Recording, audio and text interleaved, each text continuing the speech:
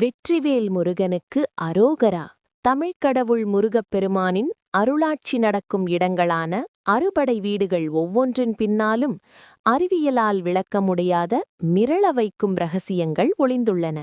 முதலாவதாக, திருப்பரங்குன்றம் தலத்தில் மலையையே குடைந்து உருவாக்கப்பட்ட மூலவர் சிலைக்கு அபிஷேகம் கிடையாது என்பதும், இங்குள்ள மலை ஓம் என்ற மந்திர வடிவில் இருப்பதும் ஒரு மிகப்பெரிய இயற்கை அதிசயம்.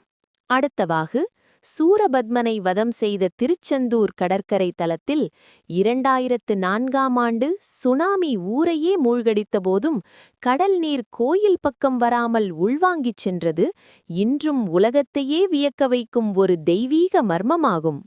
மூன்றாவதாக, ஞானப்பழத்திற்காக கோபித்துக் கொண்டு வந்து நின்ற பழனிமலையில் சித்தர் போகரால் 9 விஷமூலிகைகள் கொண்டு செய்யப்பட்ட நவபாஷாண சிலை இன்றும் பல தீராத நோய்களை தீர்க்கும் மருந்தாக உலகெங்கிலும் உள்ள மருத்துவர்களால் வியப்போடு பார்க்கப்படுகிறது.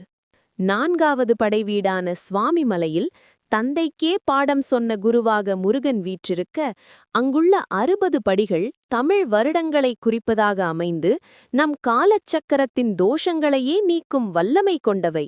ஐந்தாவது வீடான திருத்தணியில் சினம் தணிந்து அமர்ந்த முருகனிடம் 365 படிகள் கடந்து செல்லும்போது நம் வருடத்தின் கவலைகள் யாவும் நீங்குவதாகவும், இறுதியாக பழமுதிர் சோலையில் ஔவையாரிடம் சுட்ட பழம் வேண்டுமா என்று விளையாடிய முருகனின் அந்த மலையில் ஓடும் நூபுர கங்கை தீர்த்தம் எங்கே இருந்து வருகிறது என்பது இன்று வரை யாராலும் கண்டுபிடிக்க முடியாத ஒரு புதிராகவே நீடிக்கிறது. இப்படி அறுபடை வீடுகளும் நம் உடலின் 6 ஆதாரங்களை குறிப்பதாக சித்தர்கள் கூறுகிறார்கள். நீங்களும் இந்த 6 படை வீடுகளுக்குச் சென்று முருகனின் அருளை பெற்று உங்கள் வாழ்வின் தடைகளை நீக்கிக் கொள்ளுங்கள்.